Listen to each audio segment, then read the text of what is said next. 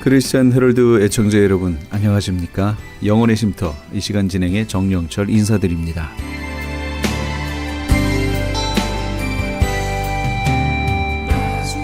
크리스천 헤럴드는 신문을 시작으로 라디오, 이제는 공중파 채널인 18.88을 통해 텔레비전으로도 함께 하실 수 있습니다. 이 시간에 방송되는 모든 목사님들의 설교를 인터넷 웹사이트 www.chtv1888.org를 통해 다시 들으실 수 있습니다. 하루를 귀한 말씀과 찬양으로 마감하시는 시간 되시기 바랍니다.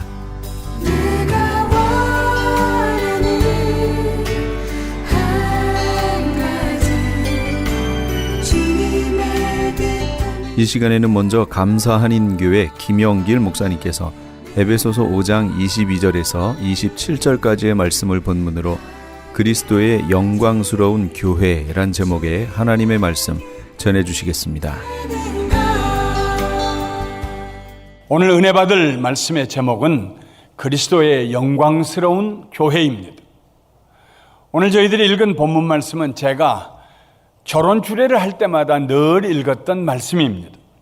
아내는 교회가 그리스도에게 복종하듯이 남편에게 복종하고, 남편은 그리스도께서 교회를 사랑하사 자기의 생명을 내어주신 것처럼 아내를 사랑하고 항상 보호하라고 그렇게 말씀을 전했습니다. 그러나 오늘은 신랑과 신부를 위한 설교가 아닌 그리스도와 그의 신부인 교회에 대하여 말씀을 드리려고 합니다. 오늘날 교회는 과거 어느 때보다 더 사회로부터 관심 밖의 영역에 자리 잡고 있습니다. 교회가 무엇인지 별로 관심은 가지지 않습니다. 교회가 무슨 일을 하는지도 관심이 없습니다. 교회를 통하여 무엇을 기대할 수 있는지 기대하지 않습니다. 이런 점에 대하여 사회는 교회를 향하여 아무 관심이 없는 것처럼, 무관심한 것처럼 그렇게 대합니다.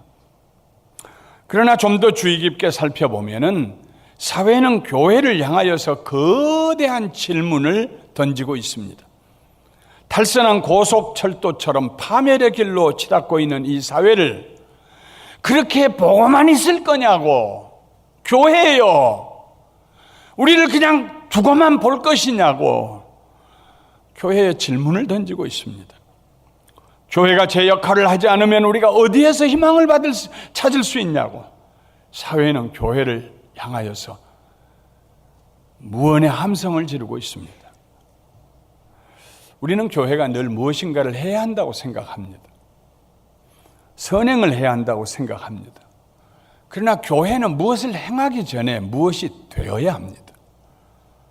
무엇보다도 그리스도의 영광스러운 신부가 되어야 합니다. 그리스도께서 원하시는 모습으로 변화되어야 합니다. 저는 오늘 우리가 읽은 본문 말씀을 통하여 그리스도께서 그의 마음에 그려놓으신 교회라고 하는 청사진에 대하여 말씀을 나누려고 합니다.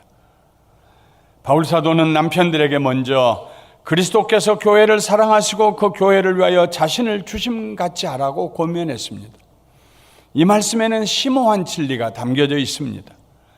그리스도께서 교회를 사랑하셨습니다. 그리고 그 교회를 위하여 자신을 십자가 위에서 내어 놓으셨습니다. 그런데 엄밀히 말하면 예수님께서 십자가에서 죽으시고 부활하시기 전까지는 외형적인 교회가 없었습니다. 존재하지도 않는 교회, 있지도 않는 교회, 보이지도 않는 교회를 위해서 예수님이 죽으셨다. 그 교회를 사랑하셔서 논리적으로 좀 말이 되지 않습니다. 왜 그랬을까요?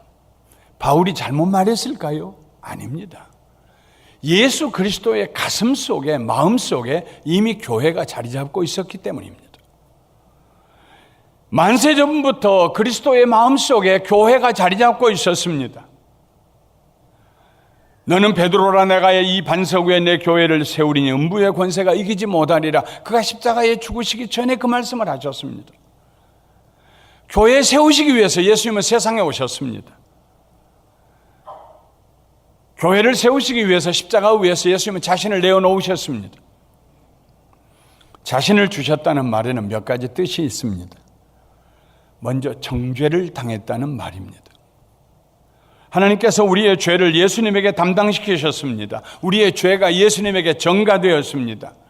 이사야 53장 6절의 말씀처럼 우리는 양과 같아서 각기 제 길로 행하여 갔거늘.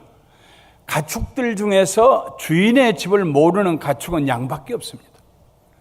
닭도 오리도 소도 염소도 저녁이 되면 다 주인의 집으로 돌아옵니다. 양은 돌아올 줄 모릅니다. 가던 길을 돌아올 줄 모릅니다. 그냥 갑니다. 가다가 절벽에 떨어져도, 물에 빠져 죽어도 돌아올 줄을 모르는 양들. 그 양들이 저지른, 고집세고 교만하게 저지른 그 모든 죄들을, 우리의 죄들을 예수님에게 하나님께서 다 담당시키셨어요. 예수님께서 우리가 지은 모든 죄를 남김없이 짊어지고 십자가에 달려 돌아가셨습니다. 자신을 주셨다는 말은 우리 대신 정죄를 당하였다. 예수님은 죄인 중에 죄인처럼 죽으셨습니다. 죄 없는 분이에요. 자신을 주셨다는 말에는 또한 형벌을 받으셨다는 뜻이 있습니다. 죄에는 반드시 벌이 있습니다. 드러나지 않아도 자기의 양심이 자기를 벌을 줍니다. 평생 고통스러운 벌을 줍니다. 죄에는 반드시 벌이 따라옵니다. 그가 찔림은 우리의 허물 때문이요 그가 상함은 우리의 죄악 때문이라. 그가 징계를 받음으로 우리는 평안을 누리고 그가 채찍에 맞음으로 우리는 나음을 입었도다. 예수님이 형벌을 받으셨기 때문에, 우리가 받아야 될 형벌을 대신 받으셨기 때문에 우리는 형벌 없이 하나님 앞에 나갈 수가 있게 됩니다. 자신을 주셨다는 말에는 처형당했다는 뜻도 담겨 있습니다. 십자가 위에서 예수님이 처형을 당하셨습니다. 그 말에는 또 배반을 당하고 넘겨졌다는 말도 있습니다. 유다의 배반을 당하고 총독 빌라도에게 넘겨졌습니다. 예수님께서 스스로 이렇게 자신을 주셨습니다. 교회를 위하여 자신을 내어주셨습니다. 교회를 사랑하셨기 때문에. 예수님께서 채찍에 맞으시고 십자가에 못 박혀 돌아가실 때 왜 그렇게 돌아가셨는지 아무도 이해할 수가 없었습니다. 교회를 위하여 그렇게 형벌을 당하셨다는 사실을 제자들 중에 아는 사람은 아무도 없었습니다. 천사들도 몰랐습니다. 그때는 교회가 아직 이 세상에 태어나지 않았기 때문입니다. 그러나 예수님은 장차 이 세상에 태어날 교회를 보고 계셨습니다. 아담과 하와가 타락한 그 순간부터 이미 아버지 하나님, 성부 하나님의 마음에 교회가 자리 잡고 있었습니다. 내가 교회를 세우리라. 아들 예수님이 아버지여, 내가 가서 내 자신을 제물로 드리고 교회를 세우겠습니다. 어두운 세상에서 불러내어 구원하시고 빛의 자녀들로 만드시려는 교회가 이미 하나님 가슴 속에 청사진으로 그려져 있었습니다. 성자 하나님이신 예수님께서 마침내 그 교회를 이 땅에 세우시기 위하여 사람이 되어 오셨습니다. 그리고 십자가 위에서 죽으시고 사흘 만에 죽은 자 가운데서 부활하셨습니다. 죄 사함 받는 길을 우리를 위해서 열어주셨습니다. 예수님을 믿기만 하면 어떤 죄를 범한 사람이라도 용서받을 수 있는 길을 마련해 주셨습니다. 성령 하나님께서 예수 그리스도의 흘리신 피값으로 이 땅에 교회를 세우셨습니다. 예수님께서 십자가에 달려 돌아가시기 전에 이미 성부 하나님, 성자 하나님, 성령 하나님, 삼일째 하나님 마음속에 교회가 자리 잡고 있었습니다. 그래서 그 교회를 사랑하셔서 예수님이 십자가 위에 죽으셨다는 말씀입니다. 바울 사도는 에베소서 1장 3절부터 7절에서 그 사실을 이렇게 표현하고 있습니다. 우리 함께 읽어보도록 하겠습니다. 찬송하리로다.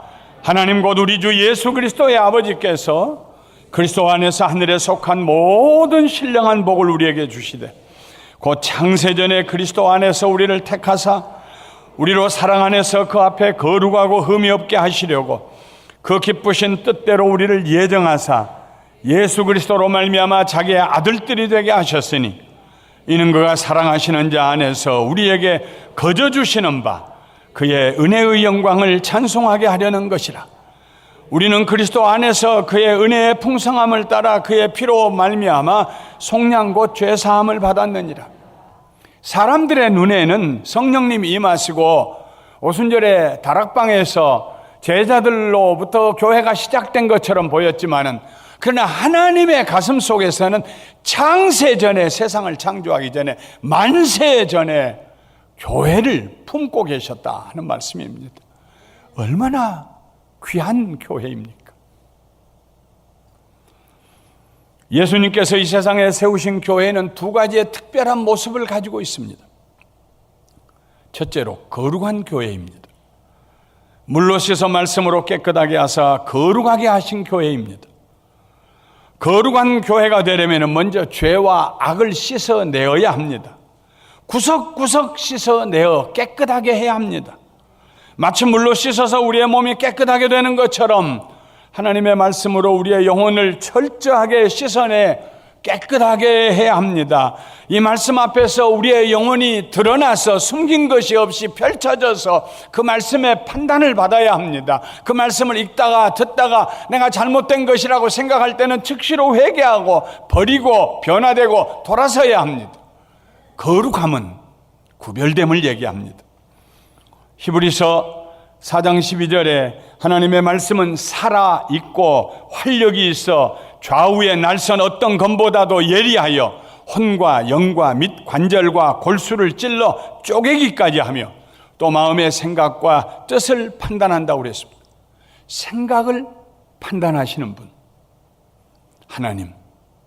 우리가 하나님의 말씀을 대할 때 그 말씀이 우리의 생각을 드러내 보여주십니다.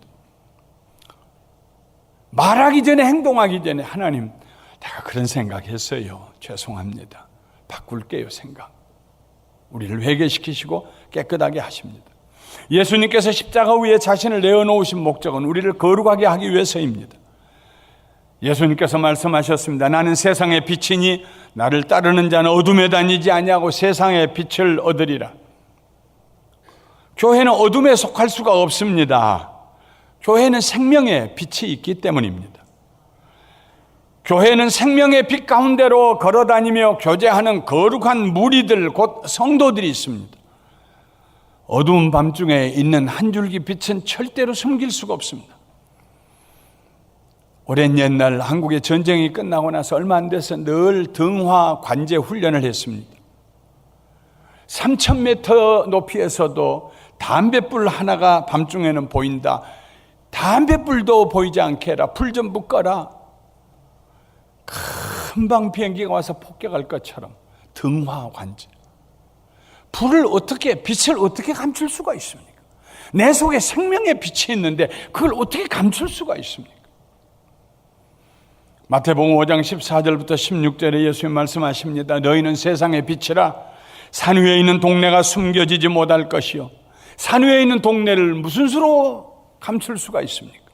사람이 등불을 켜서 말 아래, 그릇 아래 두지 아니하고 등경 위에, 등잔대 위에 두나니 이러므로 집안 모든 사람에게 비치느니라. 이같이 너의 빛이 사람 앞에 비치게 하여 그들로 너희 착한 행실을 보고 하늘에 계신 너희 아버지께 영광을 돌리게 하라. 예수님께서 세우셨던 교회의 첫 번째 모습은 거룩함, 구별됨, 어둠 가운데서 빛나는 교회. 두 번째 모습은 영광스러움이었습니다. 영광스러운 교회. 자기 앞에 영광스러운 교회로 세우사. 이 세웠다는 말은요, 신부를 신랑에게로 데려왔다는 말입니다. 이스라엘에서는 전통적으로 신랑의 친구들이 신부를 신랑에게로 인도합니다. 그런데 신랑 대신 예수님은 아무의 도움도 받지 아니하고 그의 신부인 교회를 스스로 자기에게로 인도하여 불러들여 교제하십니다. 이 장면을 두고 어떤 성경학자는 예수님은 중매하는 사람이 필요 없었다 하고 해석했습니다. 예수님께서 직접 우리를 불러주셨어요. 성령으로 우리를 불러주셨어요. 완악한 우리의 마음을 열어주셨어요. 깨닫게 해주셨어요. 회개하게 하셨어요. 멀쩡하던 사람이 저 사람은 죄 없는 줄 알았는데 어느 날 갑자기 가슴을 치고 통회하며 나 같은 죄인 살리신. 기도하다가 갑자기 가슴이 메이는.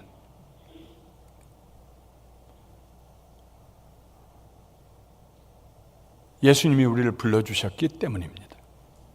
예수님께서 자신을 위하여 자신에게로 그리고 자신의 보배로운 피로 세우신 교회, 그 교회를 예수님은 세상에서 목숨을 내놓고 우리를 구원하셨던 것처럼 지금도 하나님 보좌 우편에서 우리를 영화롭게 하기 위해서 기도하고 계십니다. 그리스도의 교회를 이룬 모든 성도들의 공통점은 자신들이 죄인이었다는 자기의식입니다. 바울은 나는 죄인들 중에 괴수라고 고백했습니다. 괴수는 우두머리입니다. 난 죄인들의 두목이었다는 말입니다. 그리스도인들 중에 나는 처음부터 아무런 죄도 흠도 비난받을 만한 잘못도 없습니다, 이렇게 자랑하는 사람이 있다면 단언하건대 그는 그리스도인이 아닙니다. 그런 그리스도인은 없습니다. 예수님을 믿는 순간 그 전까지는 몰랐던 자기 인식을 하게 되는데 내가 얼마나 큰 죄인인가를 깨닫게 됩니다. 그리고 울며 회개하게 됩니다. 예수님께서는 그의 교회인 우리들을 영광스럽게 만들어 가십니다. 단순히 교회를 영광스러운 교회가 아니라 그 교회를 영광스럽게 만들어 가십니다. 티나 주름 잡힌 것이나 이런 것들이 없는 교회로 세워 가십니다. 영광스러운 교회는 티가 없습니다. 티는 흠입니다. 도덕적인 흠입니다.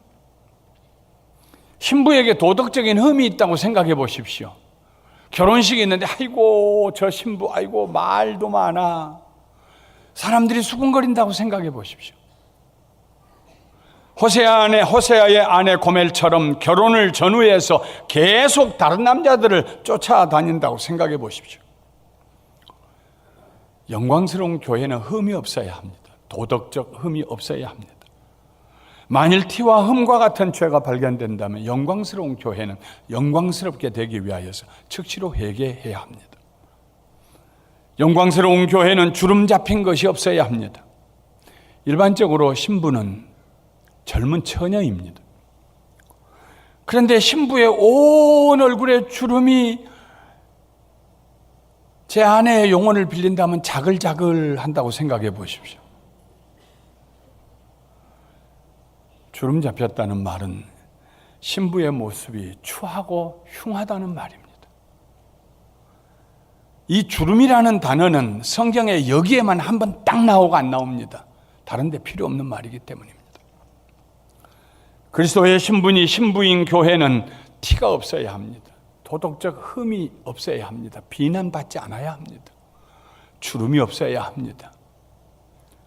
깨끗하고 아름다운 그리스도의 신부가 되어야 합니다.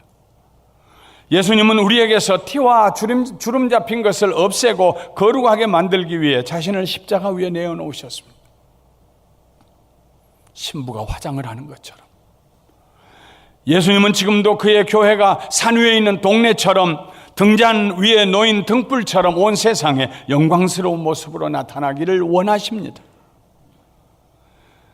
이사야 선지자는 5장 1절과 2절에 짧은 노래를 지어서 불렀습니다. 우리 함께 읽어보도록 하겠습니다. 나는 내가 사랑하는 자를 위하여 노래하되 내가 사랑하는 자의 포도원을 노래하리라. 내가 사랑하는 자에게 포도원이 있으며 심히 기름진 사내로다. 땅을 파서 돌을 제하고 극상품 포도나무를 심었도다. 그 중에 망대를 세웠고 또 그 안에 술틀을 팠도다. 좋은 포도 맺기를 바랐더니 들포도를 맺었도다.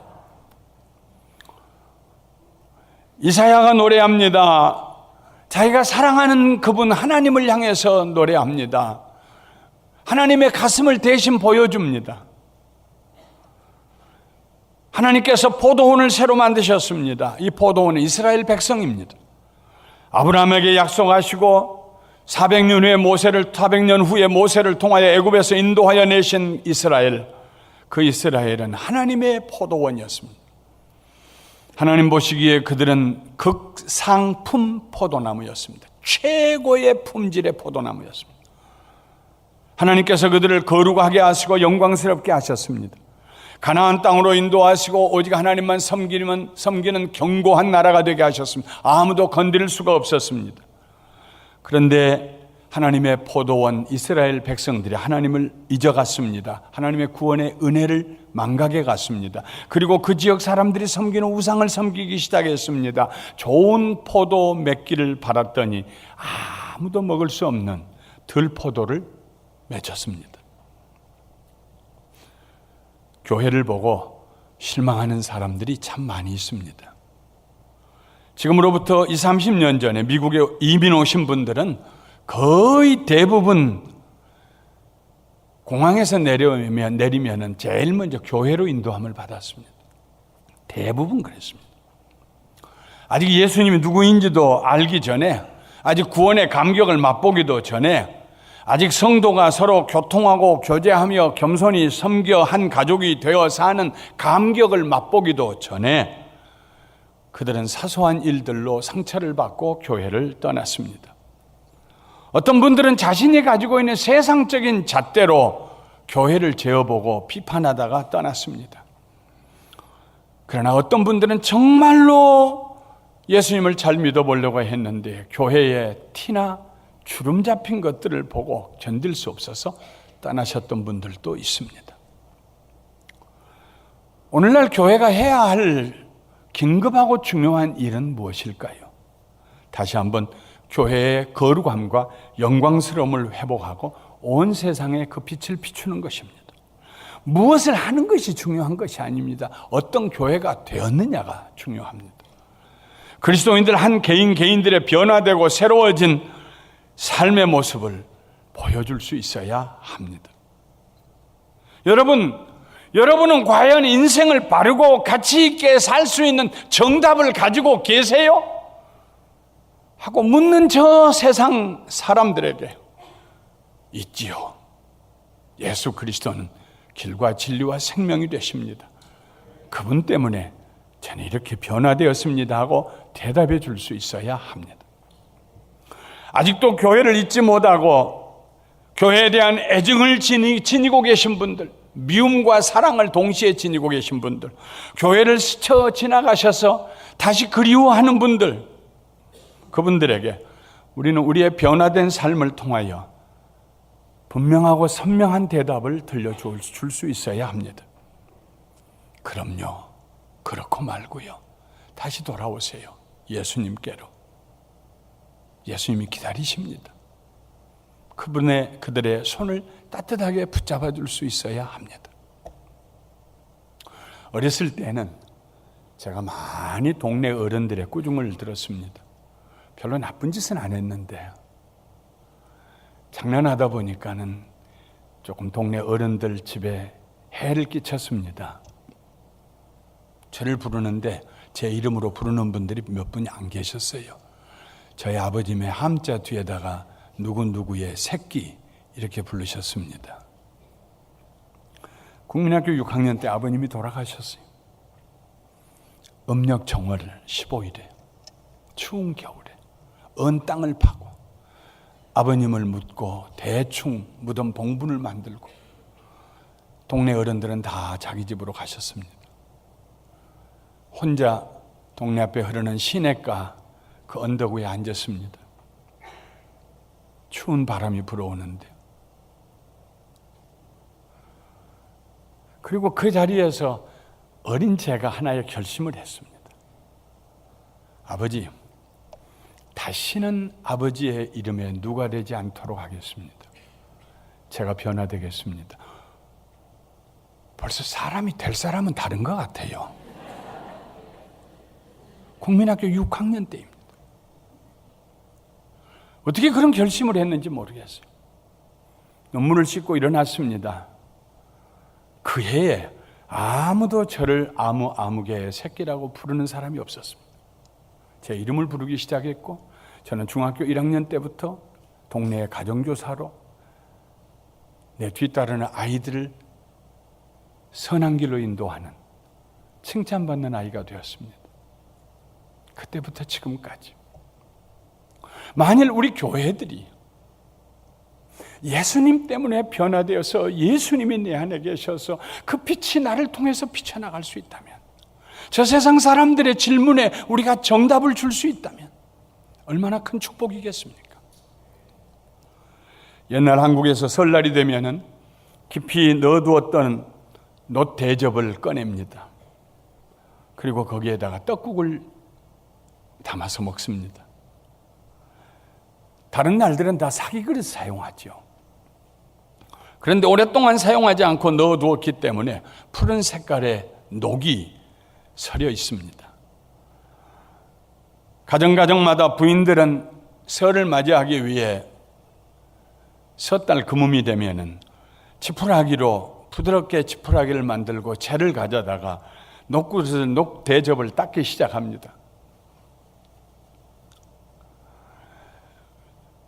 닦고 후 불고 또 닦고 또 붙여보고 결국은 그 녹그릇을 안을 대접을 비춰볼 때 자기 얼굴이 거기 비칠 때까지. 그래서 깨끗하게 광채가 나는 그 그릇에다가 새해 첫날 떡국을 담아 먹습니다. 우리는 다시 그리스도의 영광을 회복해야 합니다. 영광스러운 교회가 되기 위하여 우리는 늘 하나님의 말씀으로 씻어 깨끗하게 하는 작업을 해야 합니다. 사소한 것들 때문에 세상 사람들에게 우리의 티나 주름 잡힌 것이 보이지 않도록 해야 합니다. 내가 좀 손해를 볼지라도 1, 2만 불 좀 잃어버린다고 할지라도 나는 그리스도의 영광을 지킬 것이다 하는 결심을 가지고 살아야 합니다. 우리 속에 세상적인 탐욕이 자리 잡지 못하게 해야 합니다. 말씀을 마치겠습니다. 바울은 남편과 아내의 관계를 그리스도와 교회의 관계를 통하여 설명하고 있습니다. 그가 정말로 표현하고 싶었던 것은 교회는 그리스도의 신부라는 사실, 그 신부를 거룩하고 영화롭게 하기 위해서 예수님이 십자가 위에서 자기를 내어놓으셨다는 사실,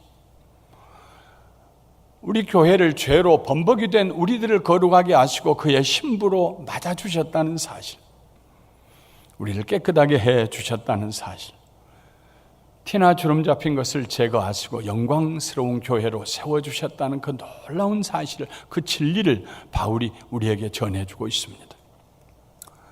교회는 반드시 거룩하고 영광스럽게 되어야 합니다. 우리의 신랑 되신 예수님을 위해서. 교회는 반드시 거룩하고 영광스럽게 되어야 합니다.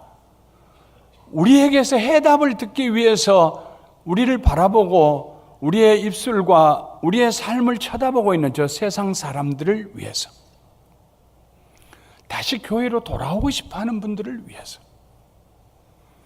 교회는 반드시 거룩하고 영광스럽게 되어야 합니다. 우리 자신들의 기쁨이 넘치는 삶을 위해서.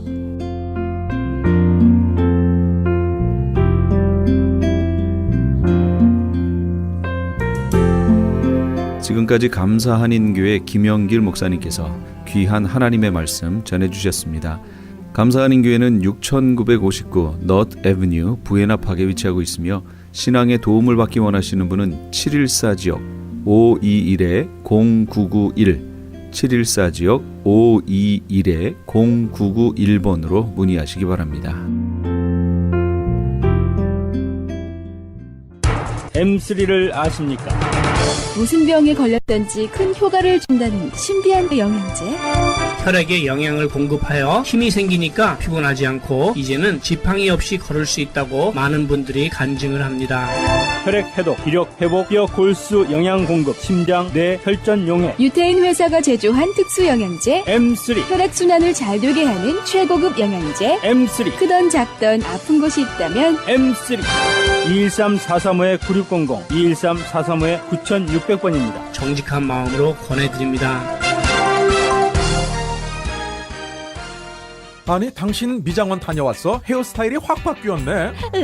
홈쇼핑월드 차홍 고데기로 마술을 부렸지. 홈쇼핑월드 차홍 고데기. 차홍 허니앤비 샴푸로 머리 감으면서 차홍 헤어두피 마사지를 쓰면 머릿결이 너무너무 부드러워지고 한 움큼씩 빠지던 머리카락도 눈에 띄게 덜 빠져. 차홍 고데기 너무 좋아. 그럼 그 웨이브 머리도 당연하죠. 3, 4분이면 이렇게 풍성한 웨이브 머리를 만들 수 있다고요. 너무 이쁘다. 어디서 샀어? 홈쇼핑월드. 가격 만족, 품질 만족, 행복한 쇼핑. 활가와 웨스턴 홈쇼핑 월드. 네, 신만이 장석훈입니다. 천정산삼이라고 다 같은 천정산삼이 아닙니다. 신만이 장석훈이 직접 채취해 믿을 수 있는 산삼. 장례삼, 야생산삼과도 비교할 수 없는 신만이 장석훈의 진품 천정산삼. 천하를 얻어도 건강을 잃으면 무슨 소용이 있습니까? 지금 오셔서 신만이 장석훈이 직접 채취해온 산삼을 드시고 온 가족의 건강을 지키십시오. 한남체인 길 건너편 전화 213-388-1234 388-1234 신만이 장석훈의 천종 산삼.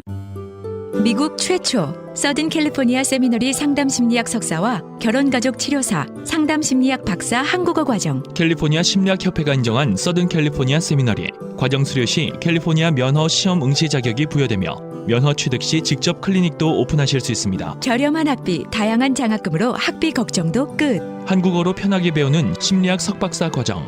서든 캘리포니아 세미너리 323-529-3339 323-529-3339. 크리스천 헤럴드 안내입니다. LA 한인타운에 있는 프레이즈 교회에서 다음 달인 7월 9일 토요일에 제2차 요한계시록 세미나를 개최합니다. 계시록 7교회를 시작으로 7년 대환란, 적그리스도는 누구인가, 휴거는 언제 일어나는가, 베리칩은 짐승표인가, 그리고 한 번 구원은 영원한 구원인가 등등 계시록의 핵심 키워드를 중심으로 피터 정 목사의 세미나가 진행됩니다. 세미나 참가비는 교재와 점심 식대비로 10불이며 목사님을 비롯한 사역자들은 참가비가 없습니다. 계시록의 말씀을 배우기 원하는 성도님들은 오는 7월 9일 토요일 오전 10시까지 2668 웨스트 피코 블러버드 LA 한인타운 피코와 캔모어에 있는 프레이즈 교회로 오시거나 전화 213-700-9833 213-700-9833번으로 문의하시기 바랍니다. 지금 여러분께서는 크리스천 헤럴드 방송에서 보내드리는 영혼의 쉼터 함께하고 계십니다. 계속해서 방주교회 김영규 목사님께서 누가복음 7장 11절에서 17절까지의 말씀을 본문으로 나의 생명 되신 예수님이란 제목의 하나님의 말씀 전해주시겠습니다. 오늘 본문은 우리가 너무나 잘 알고 있는 나인성 가부의 하나뿐인 아들이 이제 죽게 되었습니다. 그 아들을 살리신 예수님에 대한 이야기를 오늘 본문은 이야기하고 있습니다. 나인성은 나사렛에서 동남쪽으로 약 9km 지점에 있는 아주 작은 마을입니다. 근데 이 작은 마을이지만은 아름다운 에스드론 그 평원이 한눈에 내려다 보이는 마을이기 때문에 이 나인성은 아주 아름다운 마을이라고 이야기하고 있습니다. 오늘 말씀을 통해서 우리는 예수님께서 우리를 불쌍히 여기시며 우리에게 생명 주시기를 원하시는 분이신 것을 말씀하고 계시는 것입니다. 첫 번째로 영적으로 우리는 죽은 사람들입니다. 12절 말씀입니다. 성문에 가까이 오실 때 사람들이 한 죽은 자를 메고 나오니 이는 그 어머니의 독자요 어미는 가부라. 그 성에 많은 사람도 그와 같이 함께 나오거늘 예수님께서 가장 불쌍히 여기는 사람들이 고아와 가부인 것입니다. 그들은 다른 사람들이 도와주지 아니하면은 살아갈 수 없는 사람인 것입니다. 그래서 신명기서 14장 29절에 보면은 모세의 율법에는 공경에 처한 불쌍한 가부를 보호하고 돌봐주라는 규례가 매우 자세하게 강조되고 있습니다.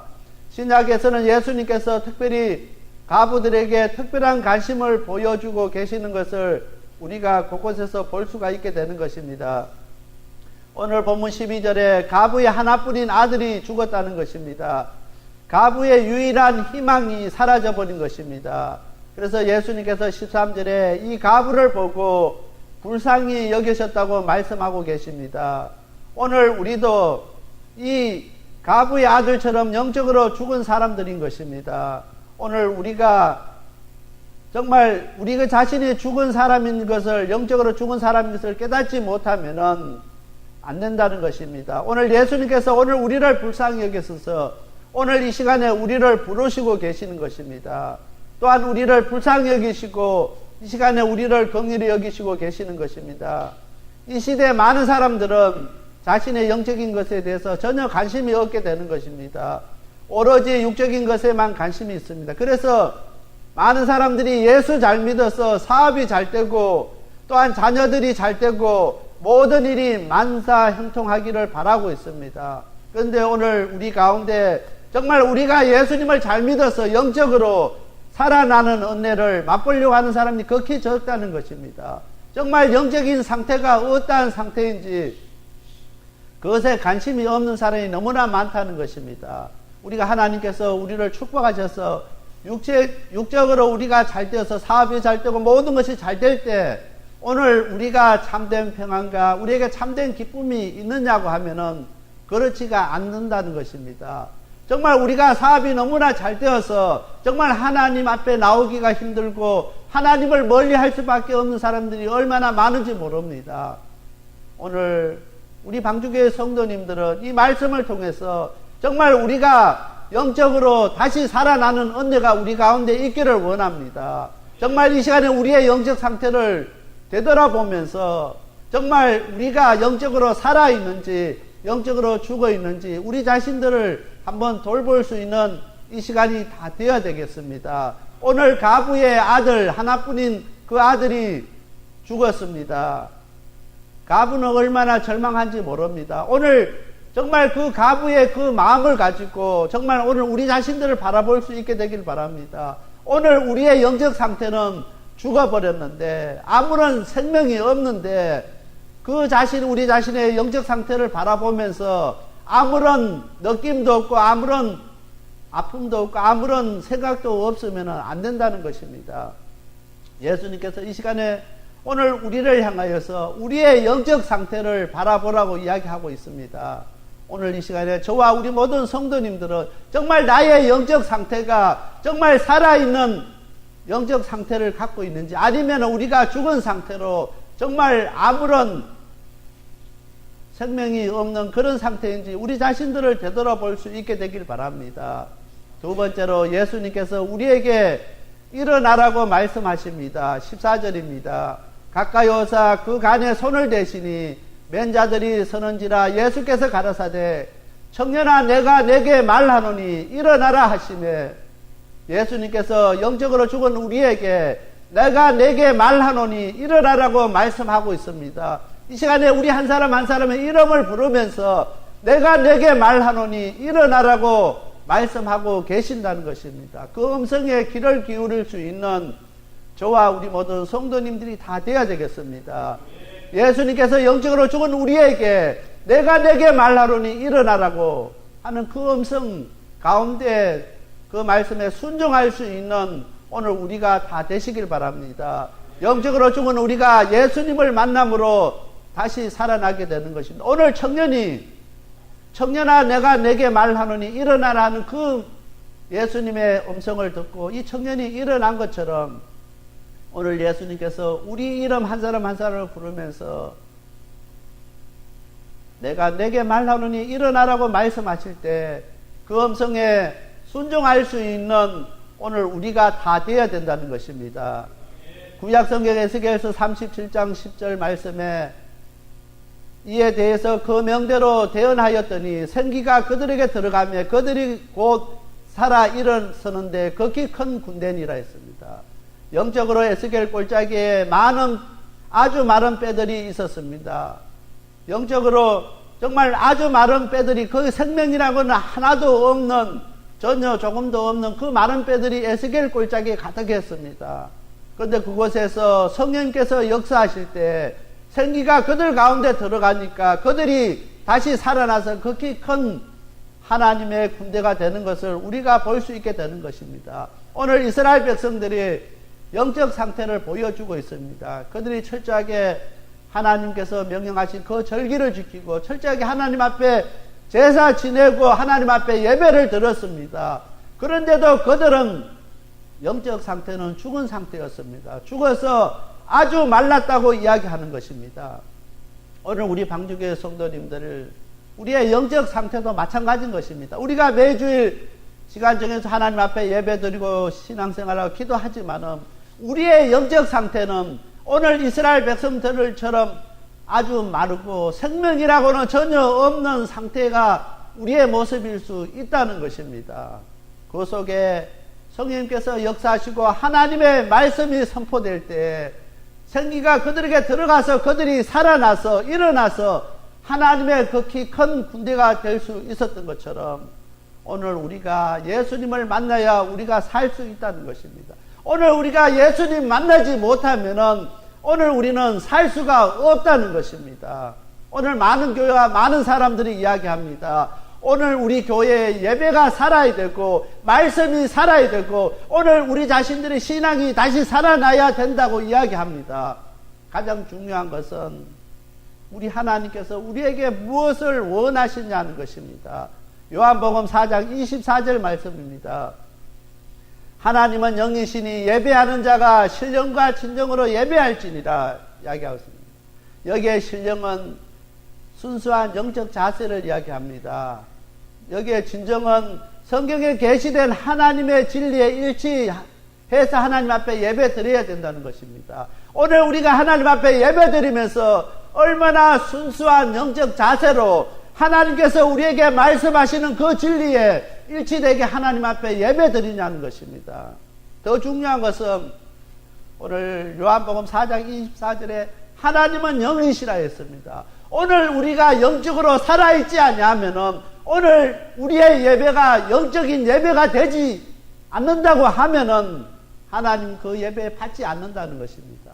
오늘 이스라엘 백성들이 수많은 짐승을 잡아서 하나님 앞에 번제드리고 예배드리고 제사 드렸지만은 하나님께서 그 예배 받지 않았습니다. 왜냐하면은 그들이 육신적으로는 세상 사람들이 볼 때는 얼마나 열심히 하나님 앞에 예배드리고 제사 드린지 모릅니다. 그러나 하나님은 영이시기 때문에 그들이 하나님 앞에 영적인 예배를 드리지가 못했다는 것입니다. 이 시간에 오늘 우리 방주교회 성도님들은 우리가 하나님 앞에 드려지는 예배가 영적인 예배가 되지 아니하면은 우리 예배가 살아나지 못한다는 것입니다. 오늘 우리의 예배에 생명이 없게 된다는 것입니다. 오늘 우리가 하나님 앞에 하나님은 영이시니 영적인 예배를 드려야 되는데 우리가 어떻게 예배를 드릴 수 있냐면은 우리가 영적으로 죽어버리면은 우리에게 생명이 없으면은 하나님 앞에 영적으로 예배를 드릴 수가 없다는 것입니다. 정말 순수한 그런 영적인 자세로 예배 드릴 수가 없다는 것입니다. 세상 사람들이 볼 때는 주일 성수 잘하고 하나님 앞에 잘 예배 드리고 성가대가 좋은 찬양으로 하나님 앞에 찬양 드리고 모든 사람들이 볼 때 조금도 빈틈없이 순서에 따라서 일치되게 얼마나 예배 잘 드리는지 모릅니다. 그러나 우리 속에 정말 영적으로 우리가 살아나지 못하면은 우리 속에 예수 그리스도의 생명이 없으면은 우리가 하나님 아버지 앞에 영적인 예배를 드릴 수가 없다는 것입니다. 오늘 우리 방주교회 성도님 한 사람 한 사람이 이 시간에 나의 영적 상태를 한번 되돌아볼 수 있게 되길 바랍니다. 오늘 열왕기상 17장 17절부터 말씀에 이 가부가 엘리야를 만났을 때 그 가부의 아들이 죽었을 때 하나님 사람 앞에 있을 때 그 가부의 죄가 생각나게 되었던 것입니다. 왜 나를 통해서 내 죄가 생각나게 하시느냐고 고백한 것을 알 수가 있게 되는 것입니다. 오늘 우리가 이 말씀 앞에서 정말 우리의 죄가 생각날 수 있어야 되는 것입니다. 오늘 우리의 죄가 생각나고 우리의 영적 상태가 생각나고 우리의 영적 상태를 되돌아볼 수 있어야 되는 것입니다. 그래야 우리 속에 예수님의 생명이 가게 되는 것입니다. 오늘 가부 하나뿐인 그 가부의 아들이 죽게 되었을 때 예수님이 찾아오셔서 그 가부의 청년을 살려주셨습니다.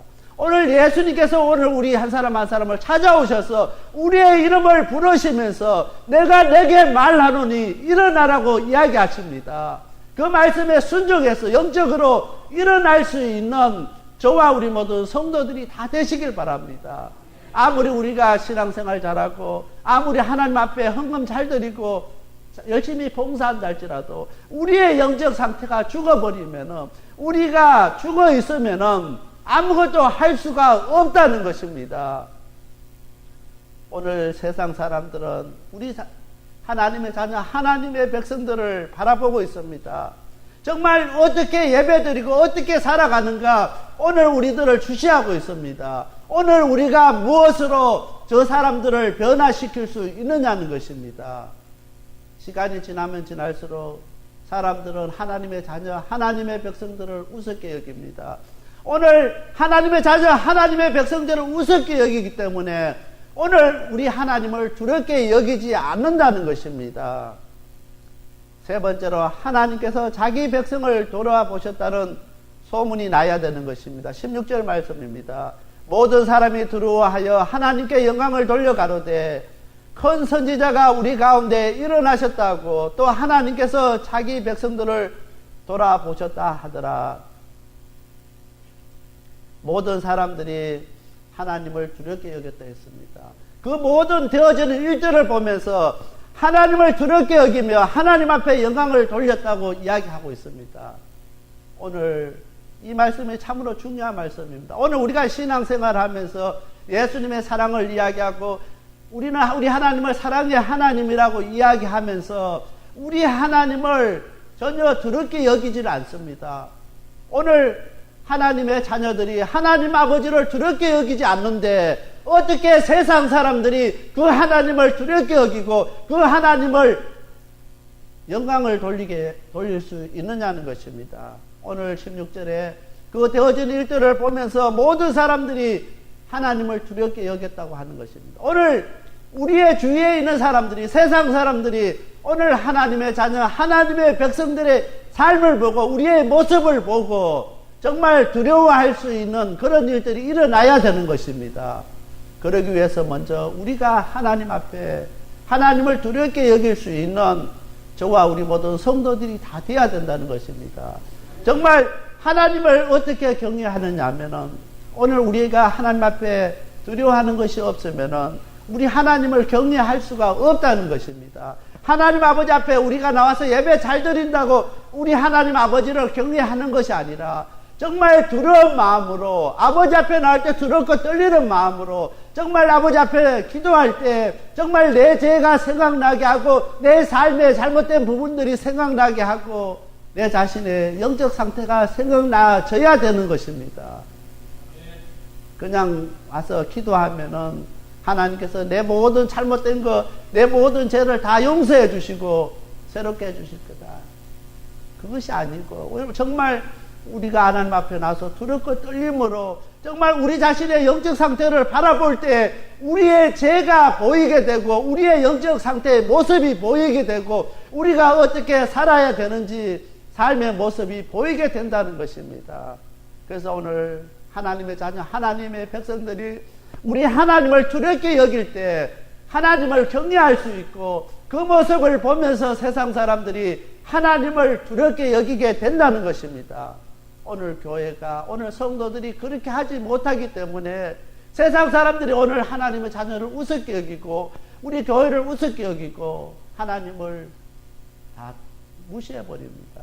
그런 일들이 우리 가운데 일어나게 해서는 안 된다는 것입니다. 오늘 우리 한 사람 한 사람이 정말 하나님을 두렵게 여길 수 있는 저와 우리 모든 성도님들이 다 되시길 바랍니다. 빌립보서 2장 12절 말씀입니다. 그러므로 나의 사랑하는 자들아 너희가 나 있을 때뿐만 아니라 더욱 나 없을 때에도 항상 복종하여 두렵고 떨림으로 너희 구원을 이루라. 사도 바울이 빌립보 교인들을 향해서 이야기했습니다. 예수님께서 오늘 우리를 향해서 이야기합니다. 너희들이 예수님 만나지 못하면 너희 속에 예수의 생명이 없다는 것입니다. 너희들의 영적 상태는 죽을 수밖에 없고 하나님을 두렵게 여기지 못한다는 것입니다. 오늘 우리가 우리 자신의 영적 상태를 바라보면서 오늘 우리가 예수님 만나서 영적으로 우리가 살아나지 못하면은 세상 사람들은 우리를 두려워하지 않습니다. 우리가 세상 사람들하고 똑같은데 우리가 세상 사람들과 다를 것이 하나도 없는데 그 사람들이 오늘 우리를 보면서 무엇으로 두렵게 여기고 무엇으로 저 예수 믿는 사람은 우리와 다르다고 이야기할 수 있느냐는 것입니다. 오늘 우리가 영적으로 살아나야 되는 것입니다. 우리 속에 예수 그리스도의 생명이 있어야 우리가 성장할 수 있고 우리가 자랄 수 있고 우리의 믿음이 더욱더 하나님 기뻐하시는 믿음으로 나갈 수 있게 된다는 것입니다. 그냥 교회 와서 열심히 봉사하고 주일날 하루 결석 안 하고 그렇게 한다고 우리의 신앙이 자라는 것이 아니라 우리의 영적 상태가 우리 속에 정말 예수 그리스도의 생명이 있을 때 그런 역사들이 일어나게 된다는 것입니다. 오늘 우리 교회 저와 우리 성도 한 사람 한 사람이 이제부터 나의 영적 상태에 대해서 관심을 가질 수 있게 되길 바랍니다. 하나님, 나의 영적 상태가 어떠한 상태인지. 정말 죽어서 에스겔 굴짝에 있는 그 마른 뼈와 같이 말라가지고 너무 말라서 아무런 생명이라고는 아무도 없는 그런 상태가 있는지 한번 우리 상태를 점검할 수 있게 되길 바랍니다. 나인성 가부의 아들은 예수님을 만나서 새 생명을 얻었습니다. 오늘 이 시간 우리도 예수님을 만나서 영적으로 다시 살아나는 저와 우리 모든 성도들이 다 돼야 된다는 것입니다. 예수님 외에는 우리를 다시 살릴 수 있는 분이 없습니다. 다른 세상적인 방법으로 세상 것으로는 오늘 우리의 영적 상태를 알 수가 없다는 것입니다. 우리가 예수님 만나기 전에 예수님께서 우리가 예수님을 만나고 예수님께서 우리에게 생명 주실 때 오늘 우리가 영적으로 살아날 수 있게 된다는 것입니다. 영적으로 살아나는 사람들 그 속에 예수 그리스도의 생명이 있는 사람입니다. 오늘 우리 방주교회가 그런 소문이 날 수 있어야 되는 것입니다. 오늘 17절 말씀 제가 읽겠습니다.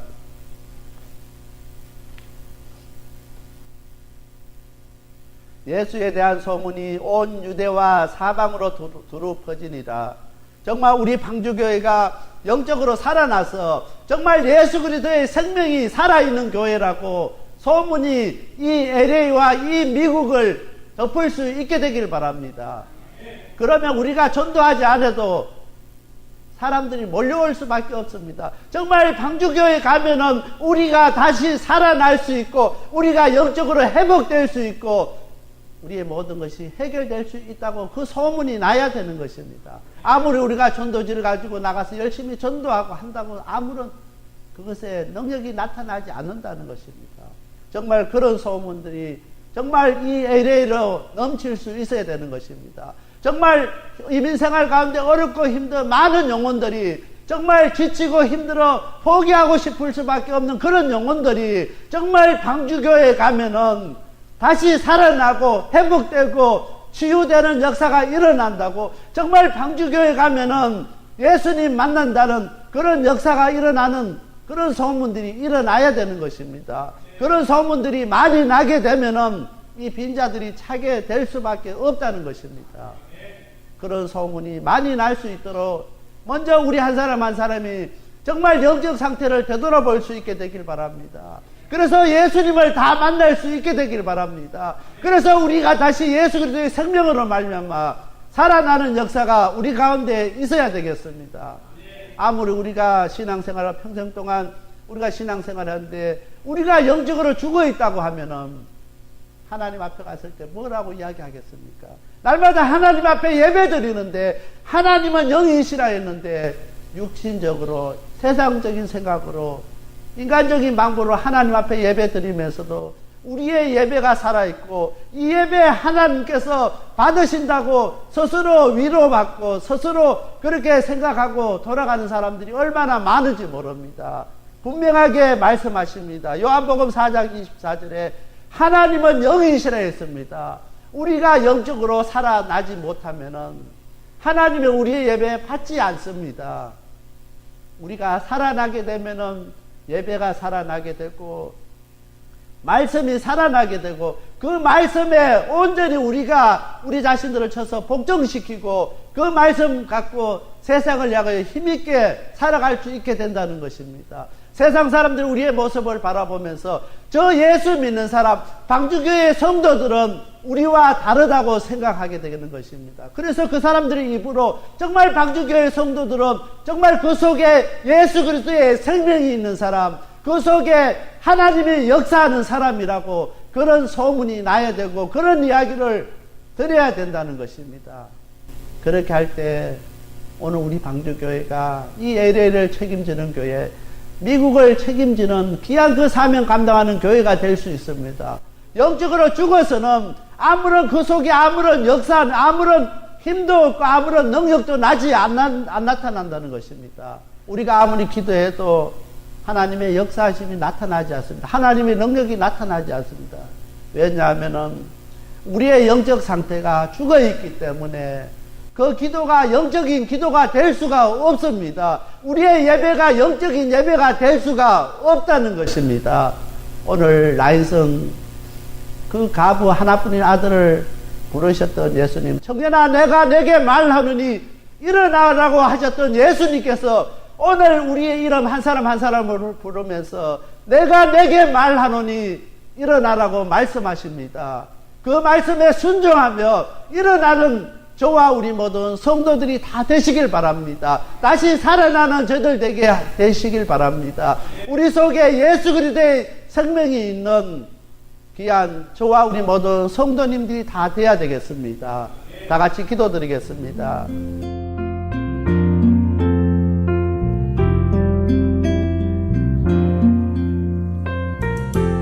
지금까지 생명을 살리고 자유케 하는 섬김이 있는 교회 방주교회 김영규 목사님께서 하나님의 말씀 전해주셨습니다. 생명을 살리는 방주교회는 3735 휴스 애비뉴 로스앤젤레스에 위치하고 있으며 교회에 대한 자세한 안내는 213지역 663-3301 213지역 663-3301번이나 홈페이지 arkofnoahchurch.org로 문의하시기 바랍니다.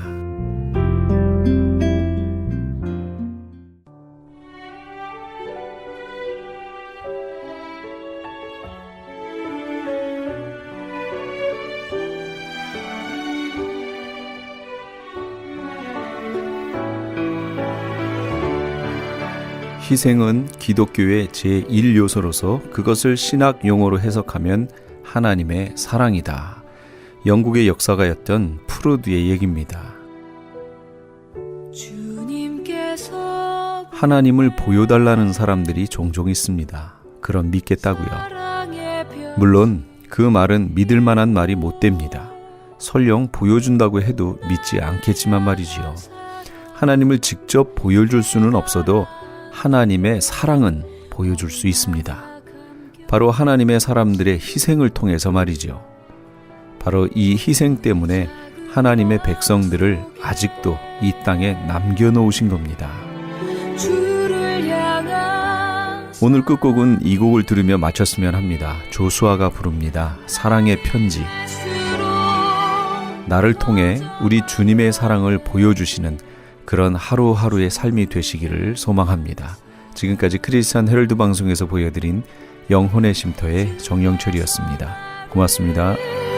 그리스도의 편지로 세상에 보내셨으니 사람들이 나를 통해 그리스도를 읽을 수 있도록